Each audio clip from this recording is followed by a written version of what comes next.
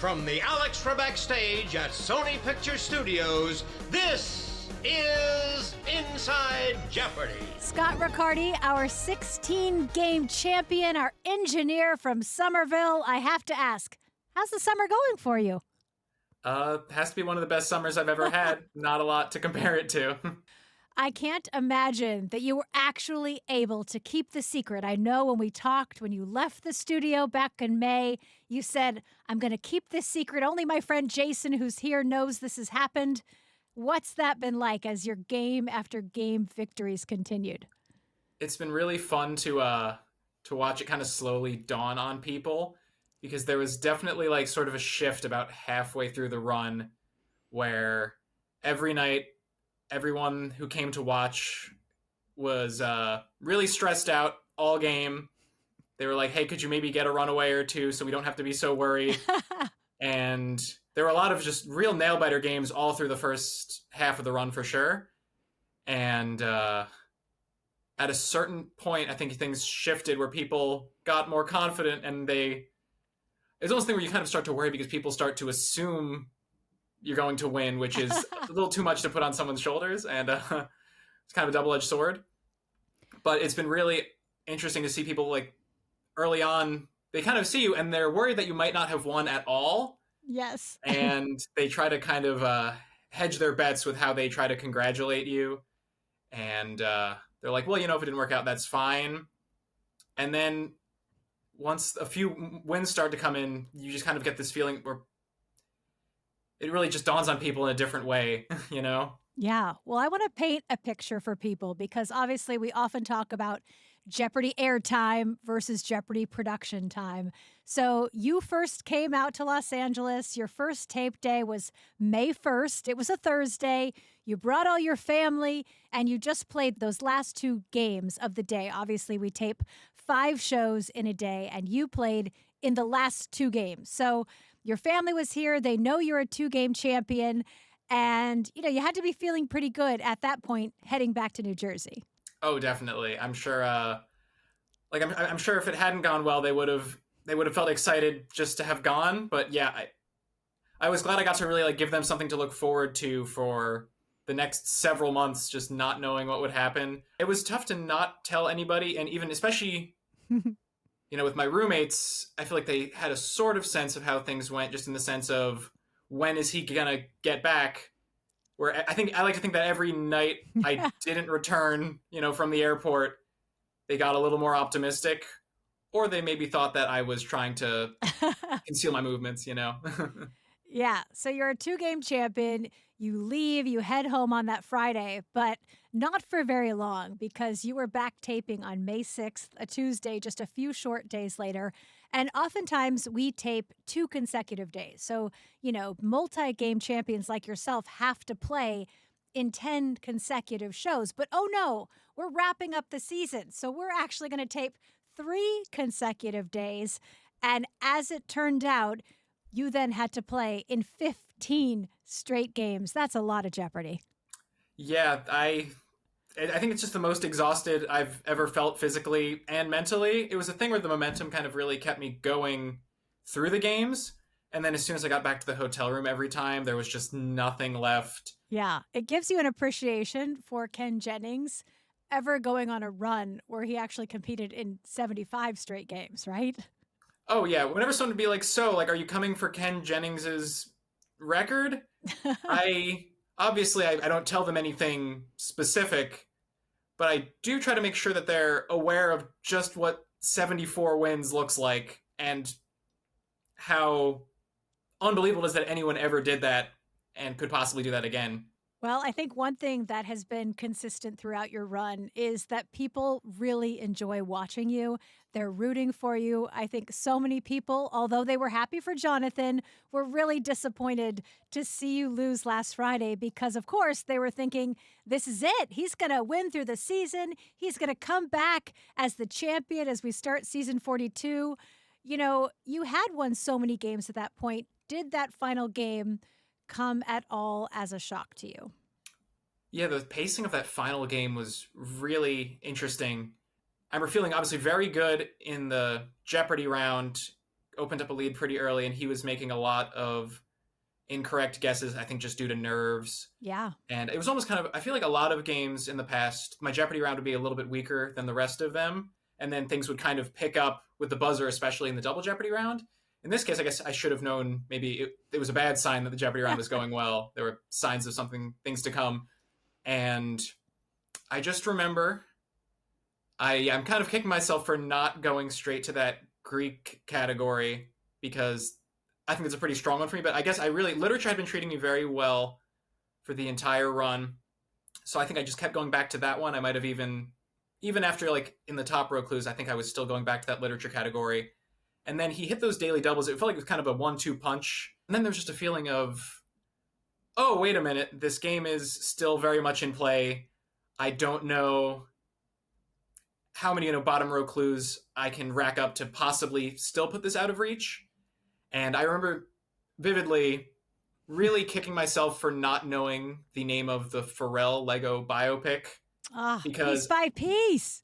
I know. I had been telling people, like, I think it's really funny that for some reason Pharrell made a Lego biopic, even though he's not necessarily like known for being a fan of Legos or associated with Legos. Something that came up, I was like, oh no, I've told so many people about this Pharrell movie and I have no idea what it's called. And then the other thing that I think really sealed it was there was a $2,000 T.S. Eliot clue about the wasteland, where I just kind of hung for a while. No one rang in. My mind went to all of the wrong, too obscure T.S. Eliot stuff, like the book that inspired Cats and all of that. And then right before time ran out, Jonathan got in on that, and he got it right. And that's when I could tell that he was like really getting his momentum back and was not going to let me run away with the game. So final hit, and I remember thinking, okay, the same thing I always think, I need to get this right. I can't assume the opponents are going to get it wrong. Which, throughout your run, you always did. I mean, when final came up when you needed it, you always got it correct in those moments when you needed to. That's right. Yeah, it was an interesting case where, yeah, it was just very unfortunate timing where there were finals. I feel like I had a good final run early on in my streak where I didn't get any wrong for some time.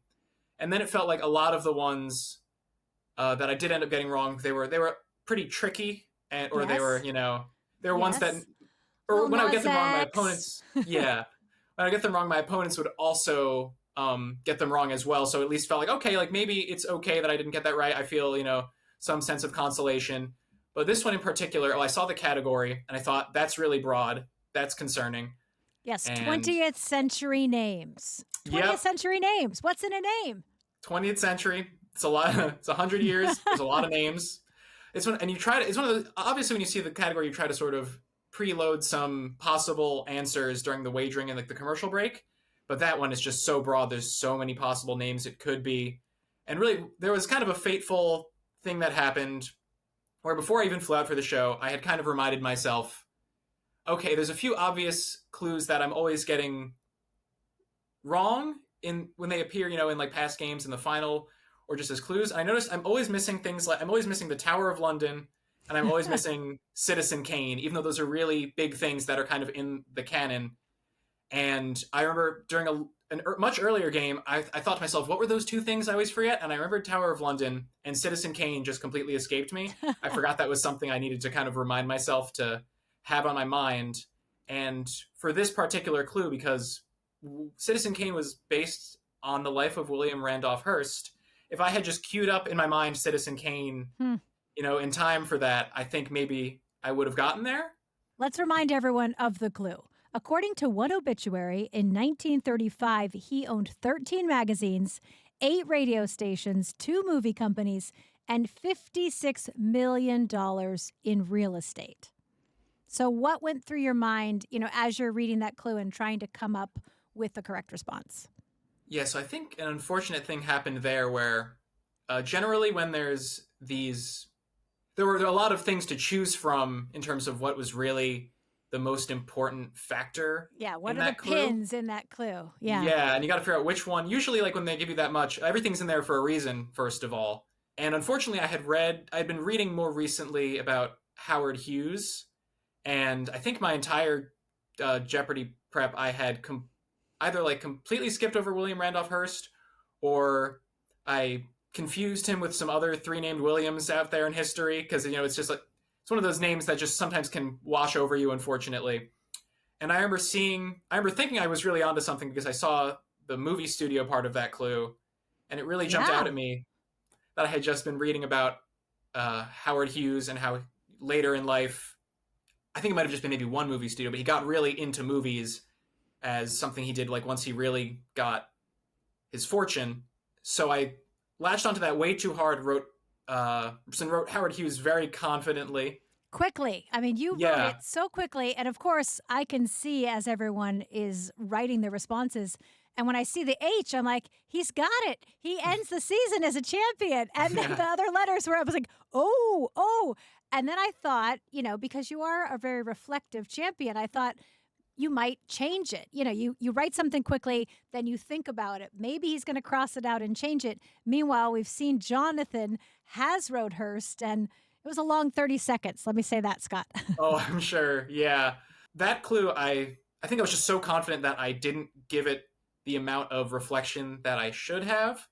And also, in hindsight, I couldn't remember if there was something about like Hearst Castle in there. That real estate clue really, I think there was something there. And there's famously Hearst Castle in San Simeon, which I guess I should have visited when I was over here. Yeah, you should have just not gone home in between tapings and visited the Hearst Castle. Who knew?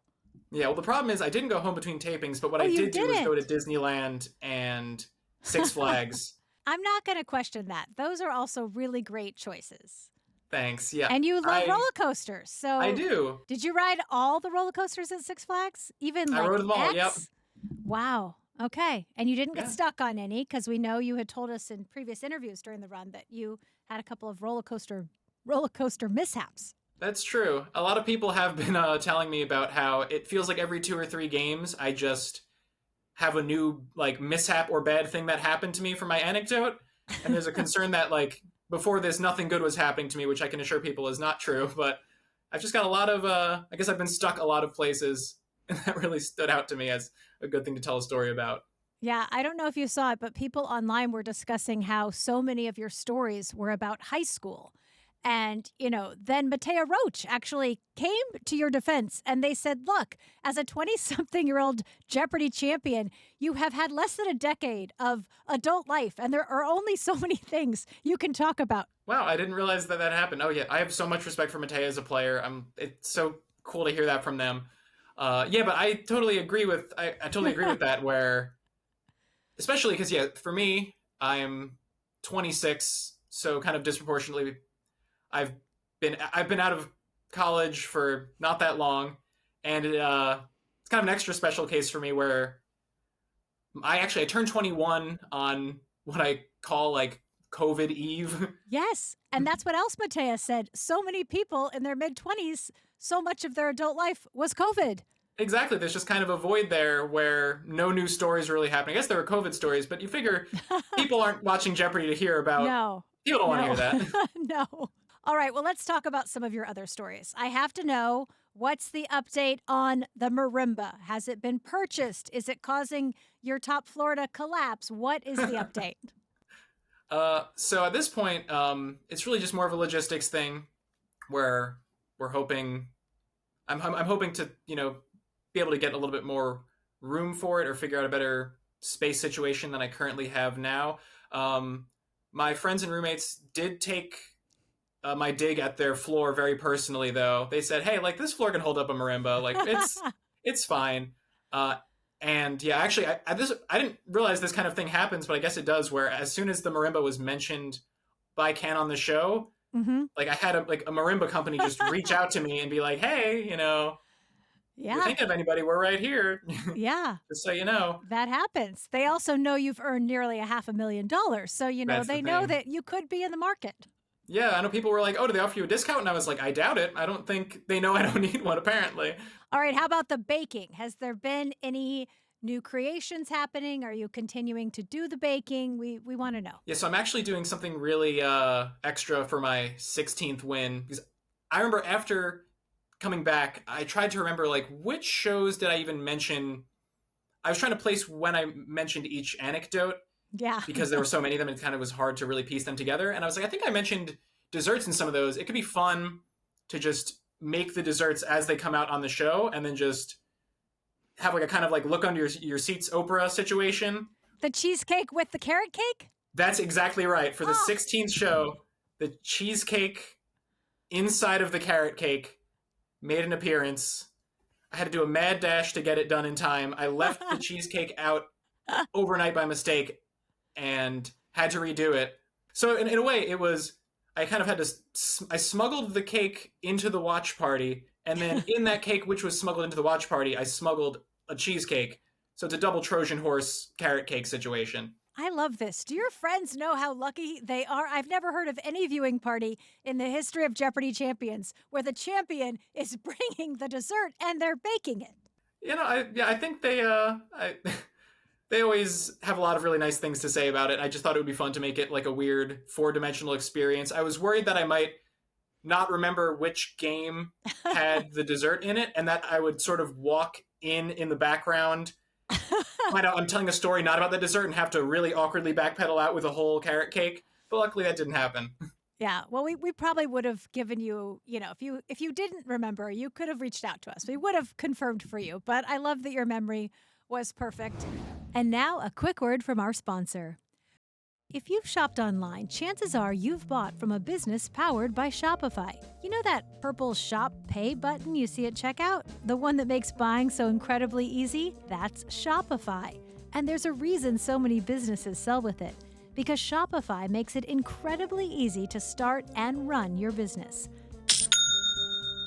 Shopify is the commerce platform behind 10% of all e-commerce in the U.S., from household names like Mattel and Gymshark to brands just getting started. Shopify has hundreds of beautiful ready-to-go templates to express your brand style, and forget about the code.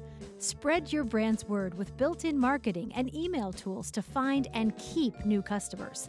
Plus, you can tackle all the important tasks in one place, from inventory to payments to analytics and more. And did I mention that iconic purple Shop Pay button that's used by millions of businesses around the world? It's why Shopify has the best converting checkout on the planet. So if you want to see less carts being abandoned, it's time for you to head over to Shopify. Sign up for your $1 per month trial and start selling today at shopify.com/Jeopardy. Go to shopify.com/Jeopardy. Shopify.com/Jeopardy. And now, back to Inside Jeopardy. What's it like in Somerville when you're walking down the streets? Are you starting to get noticed? Are people like, hey, are you that guy from Jeopardy? That's usually about how it goes. Yeah, it's that you really nailed the impression there. It's definitely starting to gain traction like that, where I will run into people sometimes and they will have watched Jeopardy the night before, and they'll see me and they will not put 2 and 2 together that I am the same person sometimes. Yep. I will say the first recognition that I got was, I've mentioned, like, Somerville obviously is the place on the show that that's where I currently live, but I need to really shout out everyone in my hometown of South Plainfield. Okay, South Plainfield. South Plainfield. Everyone there has been so excited and so supportive. And the first person to recognize me was actually the local pizza place in South Plainfield. I went in to just grab a pie to pick up for my parents. And then behind the counter, I was pointed out to everyone in the restaurant, which felt really interesting. I gotta know, do they make a good pie in South Plainfield? Oh, yeah. Oh, actually, they sure do, because South Plainfield has a population of like 24,000, I think. And in spite of that, there are about 10 pizzerias. Okay. And interestingly, actually, my best friend Jason, who stayed throughout the whole taping. Yes, friend Jason. He knew it all. He kept the secret with you. That's right. He was at the taping. And for the first 2 shows, his fiance and my good friend Emily was also there. And they did a pre-wedding event where we blind taste tested all of the pizzas in South Plainfield to definitively figure out which one is the best. Wow, you guys have a lot of fun. I love this. I want to do a blind pizza taste testing. This is incredible. Yeah. So one thing you said every time we would talk throughout your run was, this is just so hard to believe. Has it sunk in at this point? We're months out from when you actually tape these shows. Can you believe it happened at this point? I think it's sunk in a little bit more than when I was there, but it still feels like my brain is kind of putting it. It's not really classifying it as a real memory of something that happened. It feels like more like the way that you remember a dream, where your brain thinks it's a memory, but you're like, no, like that wasn't real. That's too far outside of what's normal to have been a real thing. But I mean, now that I'm hearing from so many people, even people that I haven't spoken to in such a long time, and so many high school teachers, and actually just teachers all the way down to kindergarten, actually. Yeah, they all want to take credit for this. Come on, Yeah. They helped you get there. Exactly. I think now that it's more out there and people know about it, it does feel more real. Because before it was so strange because it was, I came back from the airport from a really long flight and just thinking, okay, I won all these games of Jeopardy and almost no one actually knows that it happened. So like, did it really happen? It's kind of a tree falls in the woods situation. Yeah. Well, I remember at the end of your last episode, you were talking with Ken and you said, I think I can finally relax. And Ken shared that he remembered that was kind of his feeling at the end. It's like you're going and you're going and you're going and you almost can kind of give a sigh of relief when it's over. Do you feel like you've kind of been able to relax, to turn off that Jeopardy brain for a little bit? I think so. And I think what helps with the delay between taping and airing is that you kind of have like, you sort of get a full month or two to just privately. It's great. It really it does feel like grieving, which feels a little dramatic, especially considering it was after winning 16 games. So I shouldn't be sad about anything, but you kind of have some time to privately move on first. You sort of wake up multiple days in a row thinking about William Randolph Hearst. Just first thing on the mind, and you try to, you got to stop yourself from going over all the things you could have done differently in that last game. Part of what was really nice about, like at the end there was that really just ties into how good Ken is with empathizing with the players. He put himself in my shoes there. The fact that, he was at the end of the game just able to really, even with me and with other players, I always noticed that when there were players where you could really tell that they were taking things pretty hard after the game, you could really sense that he focused extra hard on really emphasizing the things that they did strongly, chances for them to potentially return, in second chance. You could really see the wheels turning in terms of like, how do I let these players know that what they just did was so special and that they are all so talented, Yeah. Well, you mentioned second chance. There were certainly some competitors along your run who we took notice of for second chance. There were you beat some great players, and then we look ahead past second chance. Of course, we'll have Champions Wildcard, and then we'll have this little thing. You may have heard of it. We call it the Tournament of Champions. Now, when I asked you, right after you had lost, you said, I'm going to just take some time, but I'm going to continue to, learn about things that I am curious about or things that I come across in the world. I thought was such a great approach. How has your preparation been? Are you ramping up yet? Or are you still kind of just going through life and being curious? At this point, it's really just more just sticking with, like any sort of natural curiosity stuff that comes up. I'm definitely not aggressively tearing through Wikipedia pages the way I was getting ready for the show. I think I've really just been focused on experiencing the run happening in not real time, experiencing the run happening as it actually airs. In JAT versus JPT. Yeah, that. Right, yeah. So I'm sure anyone else who's going to be in the Tournament of Champs is probably relieved to hear that I've been taking it pretty easy. The foot I think so.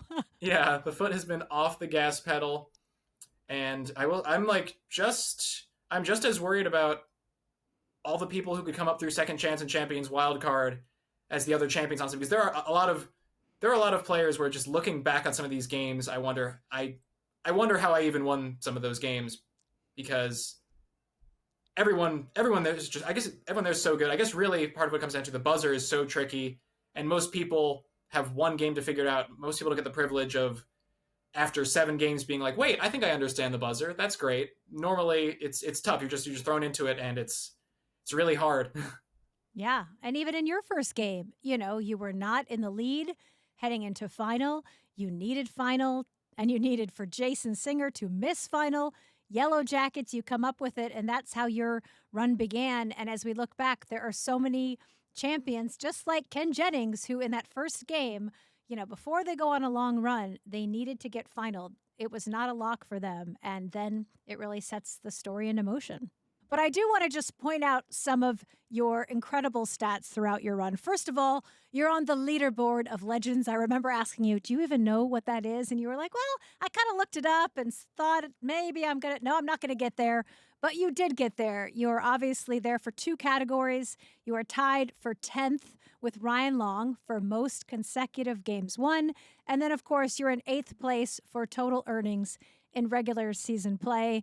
I also remember you saying that, you're 10th in one of the categories, so you can easily see how someone else will come along and that you'll be right there cheering for them.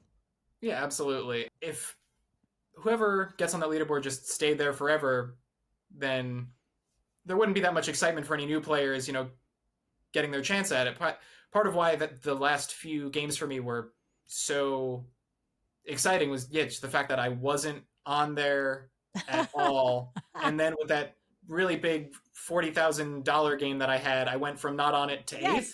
You knocked off like 4 people. Yes. Yeah. And that I think that was maybe the moment that I didn't realize it could even happen that day, or that it would happen ever.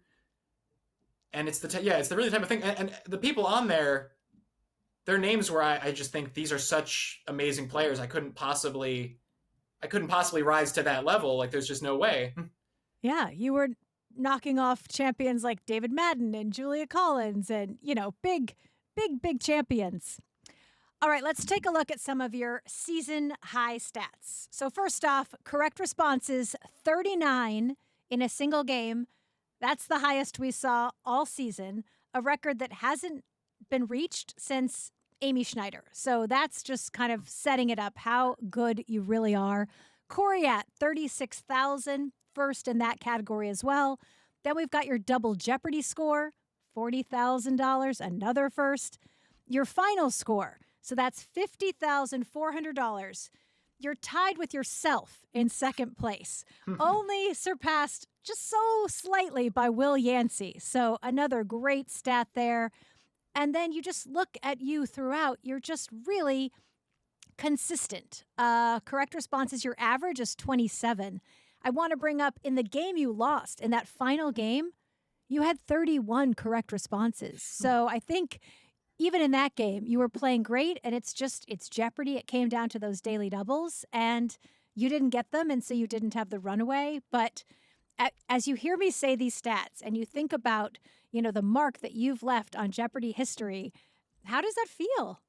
I don't know when I'm going to totally process it, because it's one of those things where it feels like I'm just so used to Jeopardy being something that I'm just an observer for, and it feels so, it just feels not possible that I could like reading game recaps, but they're recaps about me, just doesn't compute at all. Because, I'm just really, I'm so happy I could be a part of it, because Jeopardy, it's been a part of my life as far back as I can remember. And I think it's such an important part, honestly. It feels like it's just an important part of the culture. It's one of the few things that's been a constant for decades, and I can't believe I get to be a part of that. And it really has been, the fact that this made other people in my life and people that I don't even know just so excited has been really heartwarming to see. Well, as I told you after you lost that final game, we get very lucky here at Jeopardy. Our super champions are also just incredible humans, and we're so excited to share in this success with you, to watch everyone talking about Scott Riccardi, the super champion, and we cannot wait to welcome you back for the Tournament of Champions. Congratulations on everything. Thank you. I'm so excited. We'll see you then. Hey, thanks for watching. Click on the subscribe button and don't miss a moment.